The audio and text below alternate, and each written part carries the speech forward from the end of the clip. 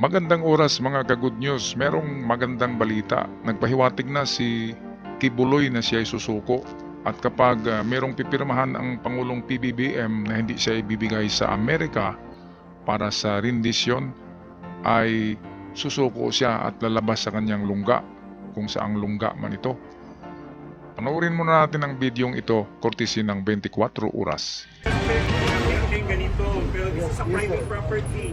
Ipinaskil ng mga pulis ang wanted poster ni Pastor Apollo Kibuloy at mga kapwa-akusado nito sa bakod mismo ng KOJC o Kingdom of Jesus Christ compound sa Davao City. Pero kaagad itong ipinatanggal ng isa sa mga abogado ng KOJC na nakasagutan pa ang mga pulis. Sa huli, ipinaskil na lang ang mga wanted poster sa labas ng compound.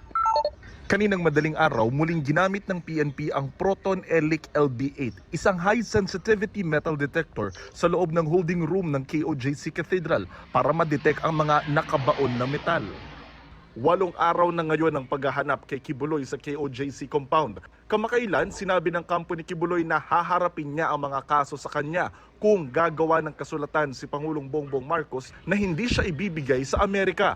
Pero sabi ng DOJ, hindi nila mapapangako yan dahil may extradition treaty ang Pilipinas at Amerika. Ayan nga, hindi pwedeng kahit si Presidenting Marcos, si Bongbong, ay hindi pwedeng gagawa ng ganyan na naaayaw siya sa request ng Amerika kapag iparindisyon si Kibuloy. Talagang ipapadala yan sa Amerika. Kaya wala nga kahit isang tao sa Pilipinas ang makapigil niyan. Kaya ang maganda ay wag nang sumuko si Kibuloy kasi pag nakulong siya dito sa Pilipinas, siguradong kukunin din siya ng FBI or ng CIA. Kaya yan ang kinakatakutan niya, nanginginig siya diyan. Umihi pa nga siya diyan sa kanyang pantalon dahil sa takot kasi total rendition daw, babarilin daw siya doon pagdating sa Amerika. Na-paranoid na siya, di ba? Meron namang ang Amerika, merong trial, di ba? At makulong ka lang doon, hindi ka papatayin. Of course, kung meron ka talagang malaking kasalanan na ginawa sa Amerika kaya natakot ka at nanginginig ka, ibig sabihin meron ka talagang ginawang napakarumal-dumal sa Amerika. Kaya takot ka doon.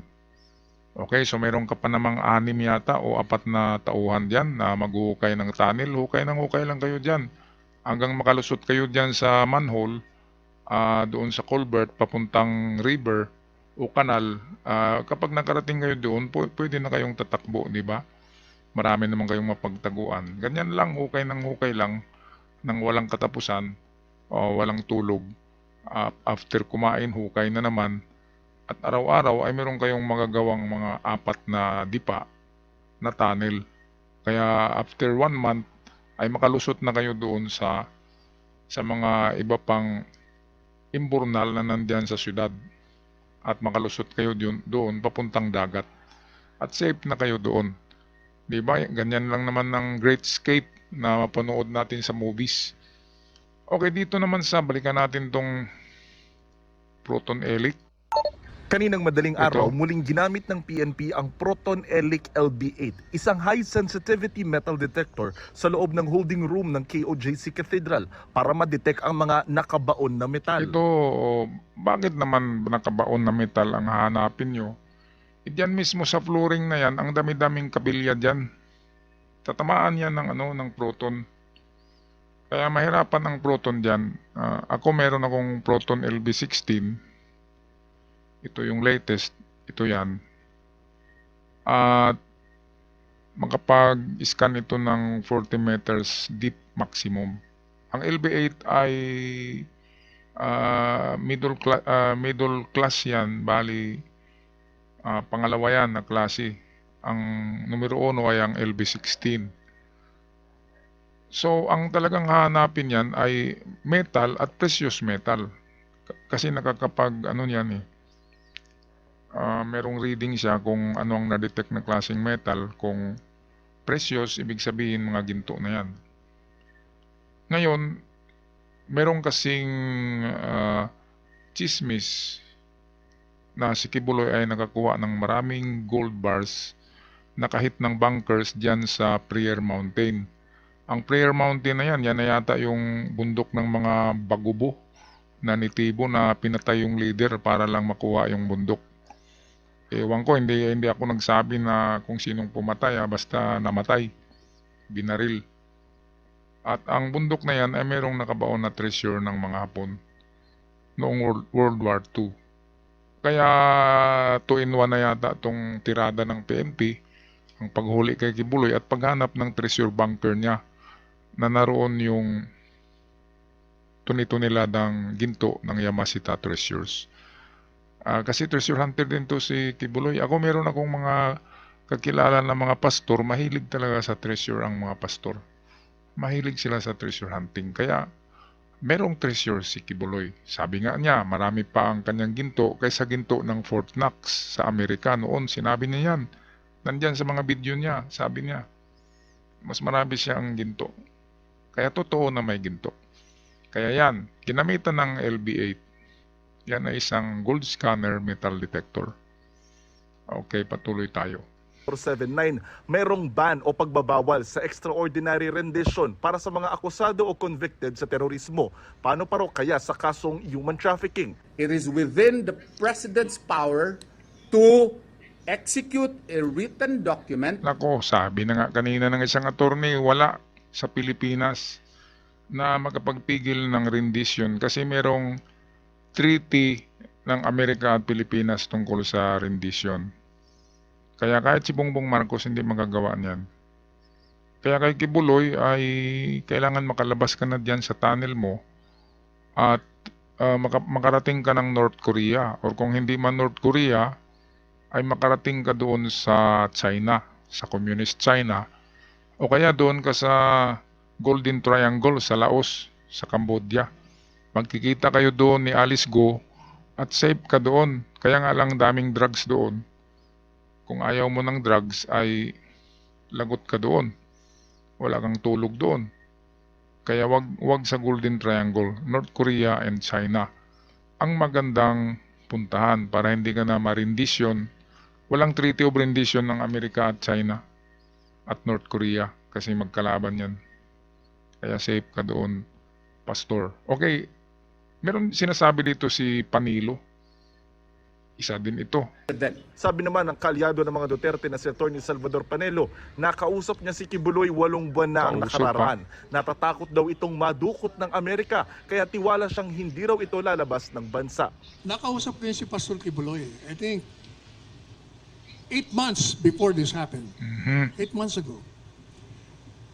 Nagsumbong na siya sa akin. Sabi niya, alam mo Sal, yung mga kaso ko sa Amerika, galit sila sa akin.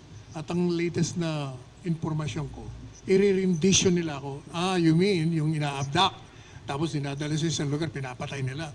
Oo, gagawin nila sa akin yun. Kaya natatakot ako para sa sarili ko. That's one reason sa tingin ko kung ba't ayaw niyang lumabas. Siguro napakalaki talaga ng nagawang kasalanan to si Kibuloy sa Amerika. Baka mayroong pinatigok ito doon. Kaya sabi niya ay barilin siya. So, kung anong ginawa niya doon, sa kung sino man ang nagawa niya ng kasalanan, ay baka yun ang gawin sa kanya. Kaya takot na takot siya. Kaya sobrang laki talaga ng kasalanan ito sa Amerika. Kasi kung mababaw lang na kasalanan yan, magaan, ay hindi ganyan ang takot niya. Ngayon, ang pagkakamali ni Kibuloy ay nagtago kasi siya sa sa underground. Dapat kasi wag sa underground kasi hindi ka na makakalabas. Yan na yung libingan mo diyan. Ngayon para mabuhay ka pa ay lumabas ka na talaga diyan. At magmakaawa ka kay Presidenteng BBM kasi sobrang paninira nyo, tinitira nyo. Hindi pa nga yung tao umabot ng 6 years, tinitira nyo na. Gusto nyo kasi kayo ang upo sa Pilipinas. Kayo ang hindi makapaghintay. Dapat maghintay sa eleksyon. At huwag yung grabing sisiraan. Ang dami yung binabayaran na vlogger, mga trolls para siraan ng BBM. Ang daming binabayaran ngayon, wala na kayong mga trolls kasi hindi niyo na binabayaran. Kasi nandiyan na kayo sa loob ng lungga nyo. Kaya humina yung mga trolls nyo ngayon . Kunti na lang yung bumabanat kay BBM. Okay, so ito yung rendition, kinakatakutan ni Kibuloy sa lahat. Hindi siya natatakot sa Pilipinas. Kasi sa Pilipinas, pwede niyang arigluhin eh. Marami siyang kaibigan sa Senado, sa Congress. Ang daming tumatanggap ng regalo sa kanya, di ba? May mga utang na loob. Noong eleksyon, ang dami niyang tinutulungan na politiko, nanalo dahil sa daming pera. Kaya dito, hindi siya makulong. Kung makulong man ay sandali lang, balik na naman sa kanyang trabaho. Okay, kaya kahit ako naguluhan ako kung saan ba talaga siya magtatago na safety siya. Okay, kawawa naman ang taong ito. Sana hindi na gumawa ng ganyang mga bagay na mga karumal-dumal na gawain. Kasi mayaman na kasi siya, dapat relax na lang muna. Di ba? Magkipag-away pa eh. Binanatan yung presidente ngayon. Nakita nyo kung ano ang ginawa ng presidente. Kasi ang presidente ang pinakamakapangyarihan. Yan ang susundin ng batas kasi presidente siya. Sa panahon nga ng kumpare mo sa inyo ang Pilipinas eh. Kaya hindi ka hinabol ng Amerika noon kasi kumpadre mo, di ba? Ang protector mo. Kaya ngayon ay ibang panggobyerno, kaya magkipagkaibigan na lang. Pag makaawa ka kay PBBM, baka sakaling mabago at hindi ka natutugisin, di ba? Okay, so God bless you, Kibuloy. At God bless din sa mga membro mo, sana mahimasmasan na at mamulat ng mata sa katotohanan. At ako'y magpaalam na bato-bato sa langit, tamaan wag magalit. Ang pikon ay laging talo. Hanggang sa muli, God bless Philippines and God bless the people.